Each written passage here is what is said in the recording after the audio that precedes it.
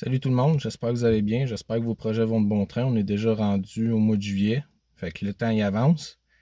Aujourd'hui, j'ai ma liste parce que dans le fond, j'ai déjà fait mon intro. Je trouvais qu'il manquait du contenu, fait que là, je la refais. Fait qu'on y va. Dans la vidéo, je fais des bougies, j'installe une braquette Radium pour l'ordinateur, je change les lumières de porte pour des logos STI au lieu des logos Subaru, puis j'installe un shift knob en Suède, qui est une réplique d'un shifter STI. L'intervalle auquel les bougies doivent être changées selon Subaru, c'est 100 000 km.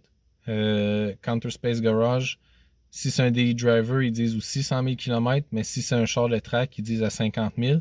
Normalement, des bougies Iridium, c'est censé pouvoir faire bien plus que ça. Mais sur le préventif de la chose, ben là, les bougies avaient 5 ans, puis 63 000 km, fait que je les ai faites. Euh, il y a deux manières de les faire. On peut jacker le moteur, on dévisse les bottes de support en dessous, on jack, ça nous donne plus de place, ou on peut le faire avec le moteur encore en place. C'est complètement faisable, c'est la façon que j'ai faite. C'est un petit peu plus long. Fait que là, si on parle de prix de bougies, ça c'est la partie qui est super intéressante. J'ai fait ma petite enquête. Moi, je les ai achetés sur Rockauto. C'est pas sponsorisé. Mais une fois à porte, avec les douanes, shipping, le tralala, c'était 98,79. Fait que moi, je me suis dit, bon, m'appeler chez Subaru, savoir combien ça coûte. Chez Subaru, par bougie, le premier dealer que j'ai fait, j'ai pensé que c'était une erreur, fait que j'ai appelé un autre. Là. Le premier dealer, ils m'ont dit 47,13 plus taxes de la bougie. Le deuxième m'a dit 47,10 de la bougie. Puis après ça, dans le fond, le dealer qui m'a dit 47,13, j'ai demandé au total combien ça coûtait faire la job. Puis c'était 518 plus taxes. Fait que là, moi, ce que j'ai fait après, j'ai appelé chez Toyota. Puis les bougies, au lieu d'être 47, on va dire, et 10, il était 29,50 chaque. J'ai pas eu le prix, par exemple, d'une job chez Toyota. Là, pour ce qui est des outils, je vais en parler tout de suite. HKS vend un kit qui est à peu près, je pense, 80$ US plus le shipping puis le tralala. Il n'est pas nécessaire. Ça peut être utile, mais je voulais quand même vous le mentionner. Moi, je ne l'ai pas utilisé. Fait que pour ce qui est de tous les outils que j'ai utilisés, à la fin de l'introduction, je vais vous montrer ce que j'ai utilisé. Maintenant, si on parle de la braquette Radium, d'habitude, l'utilité de cette braquette-là, c'est pour le monde qui roule des fuel rail aftermarket, plus grosses que celles d'origine, puis ils ne fit plus en dessous du couvert noir qui recouvre les fuel rails. Moi, j'ai complètement pas besoin de ça, mais tant qu'à faire la job de bougie, je voulais libérer de l'espace dans l'engine bay, fait que j'ai été pour la braquette. Puis après ça, pour le shifter, bon, je vous montre qu'est-ce que ça a de l'air. Puis pour les lumières de porte, à part que mon gars il m'a dit papa, t'as pas un STI, c'est maman qui a un STI. Il n'y a pas grand chose de spécial à dire par rapport à ça aussi. Pour ce qui est des outils, on n'a pas nécessairement besoin d'outils bien compliqués. Les seuls outils que je vais considérer spécial, euh, ça ici, c'est pour avoir un peu plus de pogne. C'est un outil Snap-on. J'ai pris ça dans le coffre à mon père. Ça donne une meilleure pogne quand on veut dévisser comme ça. Puis pour les bougies, ça prend des box 14 mm. Il y en a disponibles sur Amazon. Un box à bougie, dans le fond, c'est parce qu'il y a du rubber dans le fond. Ça, c'est pas la bonne grandeur. Moi, vous allez voir dans la vidéo. J'ai utilisé un 12 points, mais c'est 14 mm. Sur Amazon, il y en a disponibles. La raison pourquoi est-ce que je mets un box court puis un box long, dans la vidéo, je l'ai fait avec un box court, mais avoir eu un intermédiaire entre le box long puis le box court, ça aurait fait toute la différence parce que lui ici, j'avais assez de pogne pour pouvoir dévisser, mais j'étais quand même sur le bout de mes doigts. Fait que juste avoir une longueur de plus, ça aurait été correct parce que lui ici faisait que j'accotais sa frame rail. Le tournevis plat pour soit les clips en plastique ou pour séparer les connecteurs des coil packs. Pour le côté facile, soit le passager, le ratchet, il n'y avait pas besoin d'un pivot avec l'extension 3 pouces ici, puis un box 14 mm pour la bougie. Puis quand c'est venu le temps de faire les bougies du côté conducteur, dans le fond, c'est le côté par lequel j'ai commencé. Vu qu'il y avait plus de choses d'ingénieur, je me suis dit c'est lui qui va me donner plus de troubles. J'ai utilisé ce ratchet-là, qui avait un pivot. Après ça, ce box-là, pour avoir une meilleure pogne à la fin. Puis là, si vous regardez ici, j'ai le swivel, mais la longueur du swivel aurait pu être un box, une rallonge fixe. Puis ça aurait probablement quand même marché. Mais le fait d'avoir le swivel, quand que je suis arrivé dans l'angle, ça m'aidait quand même à le tourner. Puis au bout de ce swivel-là, j'avais le box pour la bougie. Bon, fait que vous allez avoir une 12 mm ici. Vous allez avoir une autre 12 mm dans le fond là. La première chose que vous allez faire, c'est venir enlever les hausses de la braquette ici. Parce qu'on va l'enlever, c'est ça qui va nous permettre d'avoir assez de jeu. Parce que les fuel lines, ici, vu qu'ils sont rigides, ça laisse pas de place. Pas besoin d'enlever la partie en métal, juste celle en plastique. Ça se fait même avec nos doigts, on fait juste appuyer dessus, puis ça déclipe. Avec le bon angle, vous allez voir, ça va bien aller. Fait qu'on vient l'enlever de sur les dowels, puis on le pousse dans le fond. Puis la partie à watcher, c'est le long de la fuel rail là. Après ça, on vient passer la ligne de ici dans le trou qu'il y a là, puis on peut le sortir. Fait que là maintenant, on a accès à nos deux coil packs qui sont là. On vient lousser les vis qui tiennent les coil packs. Sont à la même place sur les deux. Là, on voit moins bien celle-là, mais ici, on a elle. Fait que pour le coil pack en avant du moteur, on n'a pas besoin de le déclipper, mais ça va être plus facile de vous le montrer avec celui-là, parce qu'il faut déclipper celui qui est vers la cabine. Fait que la partie en métal qui est ici, elle agit comme spring, on pèse dessus, puis on peut les séparer.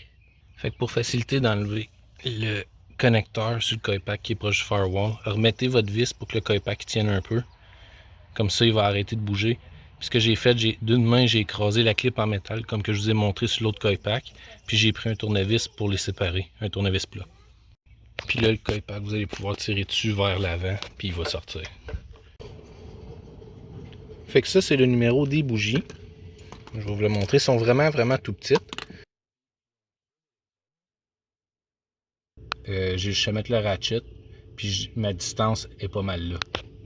Ça aurait pris du temps, mais la numéro 4 est sortie. Fait que là, je peux commencer à y remettre. Fait que les deux bougies sont réinstallées. Fait que je vais recommencer par réinstaller le coil pack du numéro 4. Un petit tour de ratchet à la fois. Les deux coil packs sont installés, avec les bougies bien sûr. Fait que là, moi, je ne remettrai pas le couvert, vu que de ce côté-là, je vais mettre la braquette Radium. Fait que pour démonter le couvert qu'il y a là, si vous avez encore l'intake d'origine, vous allez avoir le tube du sound generator qui va être vissé ici et ici. Si vous décidez de débrancher l'ordinateur, débranchez votre batterie avant. Fait que qui tient l'ordinateur, on a une 10 mm ici, une autre là, puis une en dessous, juste là. Puis il y en a une en arrière, à peu près vis-à-vis les connecteurs. Fait que finalement, on n'aura pas le choix de tasser le bundle de fil. Fait que pour avoir accès, on va commencer par enlever ici. Puis après ça, ça tient avec une clip. Si ça peut focuser, juste là dans la braquette noire qu'il y a là. Fait qu'on vient prendre un tournevis plat, puis au milieu de l'écran, on voit la clip en V en plastique. Fait qu'on vient de l'écraser de chaque bord pour pouvoir sortir la couette. Fait que là, une fois l'ordinateur hors du chemin, si ça peut bien focuser, on voit la 12 mm qu'il y a là, puis celle-ci, fait que là, le couvert va pouvoir s'enlever. Bon, fait que là, ce côté-là, ben, c'est sûr que tout était caché, fait que ça aura besoin d'un méchant clean-up. Puis ici, pour l'alternateur, ça tenait comme ça, mais on l'enlève de la même façon que celui en arrière qu'il y a là. Fait que là, on va utiliser nos erreurs apprises de l'autre côté.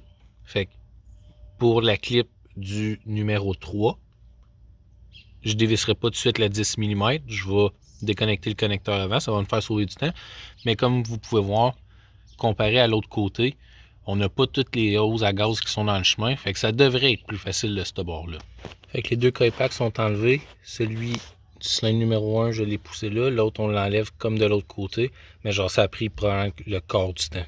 Fait que la bougie numéro 3 est sortie. Je m'y suis pris différemment. J'ai encore le même socket, mais j'ai pris une extension de 3 pouces. Parce que j'ai pas vraiment besoin de jouer avec l'angle. C'est juste que quand c'est venu le temps de sortir la bougie, mais l'extension était trop, fait que là j'ai dû me battre pour déconnecter l'extension du box. Mais une fois que ça a été fait, j'ai pu sortir le box puis la bougie, puis il n'y a pas eu de trouble. Fait que la numéro 1, elle a été encore plus facile. J'ai été de la même façon avec l'extension 3 pouces. Fait que les bougies sont remontées. Je voulais pas avoir les gros couverts noirs. Fait que j'ai été avec la Radium. Les Verus, j'ai vu comme quoi qu'il y avait des reviews qui disaient comme quoi qu'il y avait tendance à casser. Fait que j'ai été avec eux. Fait que là, je vais vous montrer combien est-ce qu'elle pèse pour toutes les Weight Reduction Bra. Fait que la braquette Radium, elle pèse 192 grammes. Puis pour les deux braquettes, le poids combiné, c'est 2279 grammes. Puis la raison que celle du côté conducteur, elle a de la mousse comme ça, c'est dans le fond pour isoler le bruit à cause de l'Air Pressure Fuel Pump. Ces moteurs-là, à la base, l'Air Pressure Fuel Pump est bruyante. Fait que c'est sûr que si vous l'enlevez, attendez-vous que ça fasse un peu plus de bruit. Fait que Radium fournit deux vis, deux bolts qui vont être pour tenir le computer en haut. Puis en dessous, on va quand même réutiliser les deux spots comme d'origine. Fait que la braquette est remontée. Je vais tout de suite vous montrer qu'est-ce que ça a l'air. Là, il faut que j'enlève ce morceau de plastique-là puis celui-là comme support. Ils ont laissé un trou pour les fils qu'il y a là. Du côté passager, n'oubliez pas de remettre votre braquette qui tient les lignes. Moi, j'ai remis les 12 mm dans les trous d'origine, mais vous n'êtes pas obligé de les laisser là. Fait que là, je pense que je vais donner un petit coup de cleaning à l'engine bay, surtout dans ce coin-là. Si vous ne l'avez pas vu dans mon autre vidéo quand j'installais les LED, c'est assez simple. On vient pogner un popper en plastique. On a le connecteur d'origine qui est là. Puis on le repousse dans le spot. Puis là, pour le shift knob, comme que je disais tantôt, le rouge, il n'est pas tout à fait égal. Les numéros, bon, on voit qu'ils sont faits pas mal plus cheap. Mais au final, sérieux, pour un shift knob à 20$, moi je trouve que c'est quand même très bien. L'original, on a 193 grammes. Puis le AliExpress, 129. Pour changer un shift knob, c'est pas plus compliqué que le dévisser. Mais ce qu'il faut savoir par rapport à la copie, c'est que dans le fond, il n'y a pas vraiment de stopper. Fait que si on le visse trop loin, on ne sera pas capable de tirer notre reverse lockout. Fait que ce qui est pour du prochain vidéo, ça va être probablement... j'ai fait des pods custom pour des 660 GTI. Je l'ai commencé à travailler niveau système de son. Là, je vais faire une shameless plug. Faut que je contacte Simon et Danick à Québec Autoson. Si vous ne suivez pas sur Instagram, TikTok, tout ça, c'est vrai, allez les suivre. Ils font des jokes à côté. Puis, veut pas, ils donnent l'information au niveau système de son. Je voulais mettre la 80 PRS que j'avais dans ma speed dans le coffre à gants de la BRZ pour garder la radio d'origine. Puis envoyer le signal dans 80 PRS, m'en servir comme processeur. Finalement, à cause de la profondeur de la radio, ça ne marchera pas. Je vais mettre une photo ici. J'avais commandé un coffre à gants use pour faire un trou dans le fond pour compenser pour la profondeur de la radio. Mais ça la cote dans le casing du moteur de chaufferette en arrière. Fait que là, il va falloir que je garde ma radio d'origine ou que je change de radio. Fait que niveau audio, je vais être pas mal sur le stand-by finalement pour cette année.